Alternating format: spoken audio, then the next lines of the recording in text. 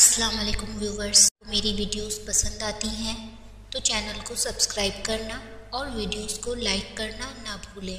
Thank you. कभी भी किसी इंसान को इतनी तकलीफ़ नहीं देनी चाहिए कि उसे वो तकलीफ़ बर्दाश्त करते करते सब्र आ जाए, क्योंकि जब इंसान को सब्र आ जाता है तब इंसान खामोश हो जाता है, और जब एक इंसान खामोश हो जाता है तब मामला दो इंसानों के दरमियान से निकल जाता है और बारगाह इलाही में पहुंच जाता है। मुझे बहुत हैरत है ऐसे लोगों को देखकर जो दूसरों का दिल दुखाकर चैन की नींद सोते हैं।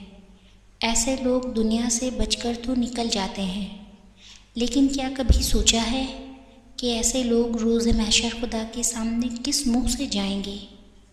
तब खुदा से छुपकर कहाँ भागेंगे? यकीन जानो, ऐसे लोगों का अंजाम बहुत बुरा होगा, और तब तुम कहोगे कि उस वक्त की तकलीफ़ में अल्लाह की कितनी बड़ी मसलहत थी कि एक तकलीफ़ इंसान का मकाम बढ़ा देती है और सब ठीक हो जाता है।